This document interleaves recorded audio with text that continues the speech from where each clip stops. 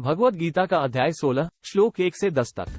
श्री भगवान उवाच अभयम सत्त्वस्य शुद्धि ज्ञान योग व्यवस्थिते दान दमश्च यज्ञश्च स्वाध्यायस्तप आर्जवम अहिंसा सत्यम क्रोध त्याग शांतिर्पशुना दया भूतेषु लोलुप्त्वम माधवम वीरचापलम तेज क्षमा धृते शौचम द्रोहो नातिमान्यता भवन्ति संपदम दैवीं विजात्स्य भारत दम्भो दर्पो विमानश्च क्रोधः पारुष्यमेव च अज्ञान चाभिजात्स्य पार्थ संपदमासुरीम् दैवी संपद विमोक्षाय निबंधाया सूरीमता मां शुच संपदम दैवीं विजातोसी पांडव द्वो भूत्सर्गो लोकैस्मिदेव आसुर एव च दैवो विस्पृश्य प्रोक्त आसुर पार्थ में शृणु प्रवृत्तिं च निवृत्तिं च जना न विदुरासुरा न शौचम नापि चाचारो न सत्यम तेषु विद्यते असत्यम प्रतिष्ठम ते जगदाहुर्नीश्वरम अपरस्पर संभूत किमित काम हेतुक एता दृष्टिम विष्णुवे नष्टामानो लिपबुद्धय प्रभवन्त्युग्लिकर्माणः क्षयाय जगतो हिता कामाश्रित्य दुष्पूर्दम्भमान दान्विता मोहाद् गृहीत्वा सद्ग्राहा प्रवर्तन्ते शुचिव्रता। Bhagavad Gita, Chapter 16, verses from 1 to 10. Absolute fearlessness, perfect purity of mind, constant fixity in the yoga of meditation for the sake of self-realization, and even so, charity in its sattvika form, control of the senses, worship of God and other deities as well as of one's elders including the performance of Agnihotra, pouring oblations into the sacred fire, and other sacred duties, study and teaching of the Vedas and other sacred books as well as the chanting of God's names and glories, suffering hardships for the discharge of one's sacred obligations and uprightness of mind as well as of the body and senses. Non-violence in thought, word and deed, truthfulness and geniality of speech, absence of anger even on provocation, disclaiming doership in respect of actions, quietude or composure of mind, abstaining from slander, compassion towards all creatures. Absence of attachment to the objects of senses even during their contact with the senses, mildness, a sense of shame in transgressing the scriptures or social conventions, and abstaining from frivolous pursuits. Sublimity, forgiveness, fortitude, external purity, bearing enmity to none and absence of self-esteem, these are, O Arjuna, the marks of him who is born with the divine endowments. Hypocrisy, arrogance, pride and anger, sternness and ignorance too, these are, the marks of him who is born with demoniac properties. The divine endowment has been recognized as conducive to liberation, and the demoniac one as leading to bondage. Grieve not, Arjuna, for you are born with the divine propensities. There are only two types of men in this world, Arjuna, the one possessing a divine nature and the other possessing a demoniac disposition. Of these, the type possessing divine nature has been dealt with at length. Now hear in detail from me about the type possessing demoniac disposition.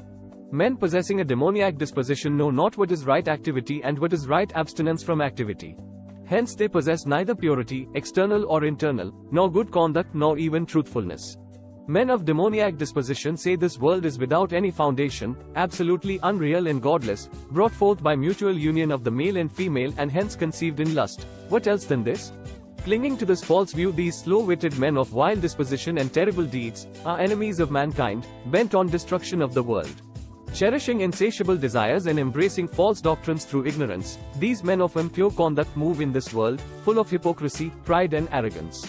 Shri भगवान बोले, भय का सर्वथा अभाव, अंतःकरण की पूर्ण निर्मलता, तत्वज्ञान के लिए ध्यान योग में निरंतर दृढ़ स्थिति और सात्विक दान, इंद्रियों का दमन, भगवान, देवता और गुरुजनों की पूजा तथा अग्निहोत्र आदि उत्तम कर्मों का आचरण एवं वेद शास्त्रों का पठन पाठन तथा भगवान के नाम और गुणों का कीर्तन, स्वधर्म पालन के लिए कष्ट सहन और शरीर तथा इंद्रियों के सहित अंतःकरण की सरलता, मन, वाणी और शरीर से किसी प्रकार भी किसी को कष्ट न देना, यथार्थ और प्रिय भाषण, अपना अपकार करने वाले पर भी क्रोध का न होना, कर्मों में कर्तापन के अभिमान का त्याग, अंतःकरण की उपरति अर्थात चित्त की चंचलता का अभाव, किसी की भी निंदादि न करना, सब भूत प्राणियों में हेतु रहित दया, इंद्रियों का विषयों के साथ संयोग होने पर भी उनमें आसक्ति का न होना, कोमलता, लोक और शास्त्र से विरुद्ध आचरण में लज्जा और व्यर्थ चेष्टाओं का अभाव, तेज, क्षमा, धैर्य, बाहर की शुद्धि एवं किसी में भी शत्रुभाव का न होना और अपने में पूज्यता अभिमान का अभाव, ये सब तो हे अर्जुन दैवी संपदा को लेकर उत्पन्न हुए पुरुष के लक्षण है।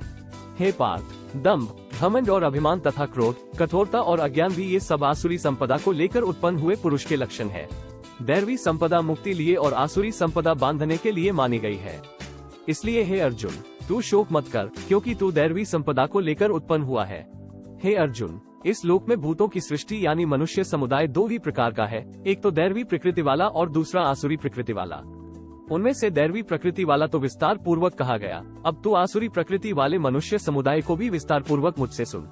आसुर स्वभाव वाले मनुष्य प्रवृत्ति निवृत्ति इन दोनों को ही नहीं जानते, इसलिए उनमें न तो बाहर भीतर की शुद्धि है, न श्रेष्ठ आचरण है और न सत्यभाषण ही है। वे आसुरी प्रकृति वाले मनुष्य कहा करते हैं कि जगत आश्रय रहित, सर्वथा असत्य और बिना ईश्वर के अपने आप केवल स्त्री पुरुष के संयोग से उत्पन्न है, अतएव केवल काम ही इसका कारण है।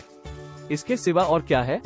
इस मिथ्या ज्ञान को अवलंबन करके जिनका स्वभाव नष्ट हो गया है तथा जिनकी बुद्धि मंद है, वे सबका अपकार करने वाले क्रूरकर्मी मनुष्य केवल जगत के नाश के लिए ही समर्थ होते हैं।